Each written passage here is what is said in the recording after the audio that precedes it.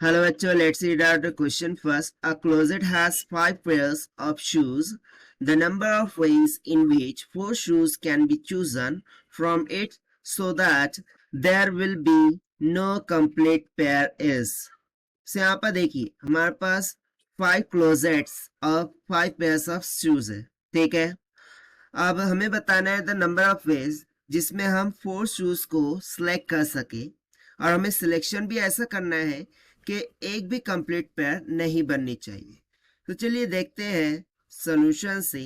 But before of its let's talk about the key concept which we are going to use here for this question. So यदि मैं मान लूं कि मेरे पास n number of things है, ठीक है, we have n number of things and I have to select the r number of objects from that n number of things. So I can arrange the things in number of ways in such a way that n c r. ठीक है. तो भाई इसी फॉर्मूले को आपको ध्यान में रखना है. सो ये बेसिक फॉर्मूला होता है कॉम्बिनेशन का, जो कि होता है n factorial by n minus of r factorial multiply by r factorial. ठीक. तो चलिए फिर हम स्टार्ट करते हैं. तो देखिए हमारे पास 5 क्लोजेस्ट है. ठीक है ना. मैं मान लेता हूँ A B C D and E. इस तरीके से मेरे पास 5 क्लोजेस्ट है, यानी कि 5 पेयर्स ऑफ शूज है. एक क्लोजेस्ट है जिसमें 5 पेयर है. कितनी किसकी? शूज की. ठीक है ना. इतनी 5 पेयर्स हो गई. अब इसमें से मुझे ऐसे सिलेक्शन करना है 4 शूज का. ठीक है ना. 4 शूज मुझे सिलेक्ट करने हैं, वो भी इस तरीके से कि मुझे एक भी पेयर बननी नहीं चाहिए. ठीक है. इतना क्लियर हो रहा है. सो सबसे पहले तो मुझे सिलेक्ट कितने करने हैं? 5 में से 4 सिलेक्ट करने हैं. So this will be equals to, formula लगा देंगे, क्या हो जाएगा? 5 factorial divided by 5 minus of 4 factorial multiply by 4 factorial will comes out to be 5. ठीक है. यानी कि इतने मेरे पास पॉसिबल आउटकम्स आ रहे हैं. ठीक है. So I can say that now for every pair on selecting one shoe, हर एक पेयर के लिए यदि जैसे कि मुझे एक शू को क्या करना है? सिलेक्ट करना है.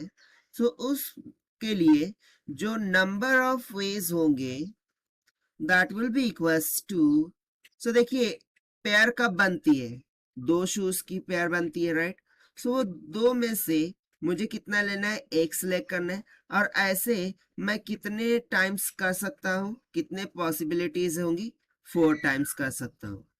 यानी ये देखिए मेरा कहने का क्या मीनिंग है कि लेट सपोज कि ए बी सी डी ई इस तरीके से शूज है. ठीक है. मुझे क्या करना है? 4 शूज सिलेक्ट करना है और ऐसे सिलेक्ट करना है कि एक भी पेयर नहीं बननी चाहिए. तो मैं क्या करूंगा कि मैं सपोज करता हूँ कि मैंने ए और बी की पेयर बना दी, उसके बाद सी और डी की क्या कर दी? पेयर बना दी. तो जो भी बच रहा है ना, जो भी बच रहा है मैं उसको चूज कर ले रहा हूँ. उस तरीके से मैं डी ई की पेयर बना दूंगा, बी सी की पेयर बना दूंगा. जो भी लेफ्ट हो रहा है दैट इज ए, उसको सिलेक्ट कर दूंगा. तो वहीं यहाँ पर मैंने लिखा है कि मैं 2 की पेयर बना दी, उसमें से एक सिलेक्ट कर दिया. और ऐसा मैं कितनी मरतबा कर सकता हूँ? 4 टाइम्स कर सकता हूँ.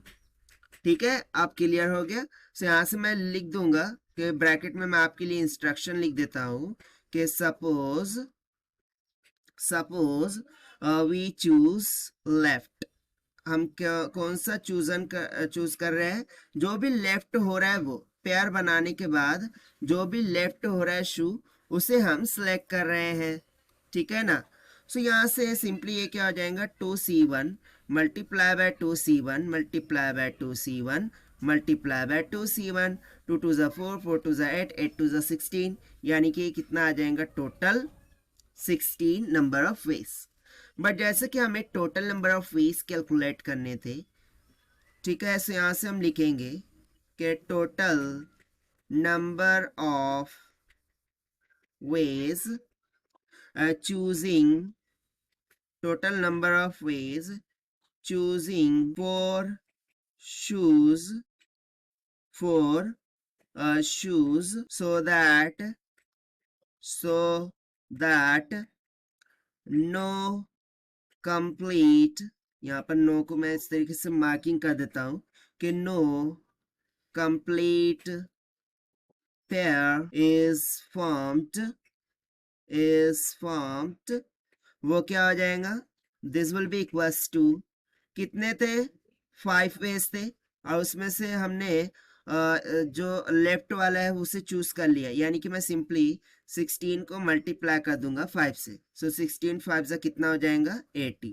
सो ऐसे कितने नंबर ऑफ वेज हो सकते हैं, दैट इज 80। सो यही हो जाएगा हमारा आंसर फॉर दिस क्वेश्चन, जो कि हमने सॉल्व किया by using the concept of combination से। Now let us take the option. So option A will become correct. So this is the required solution. I hope you understood well. Best of luck. Thank you.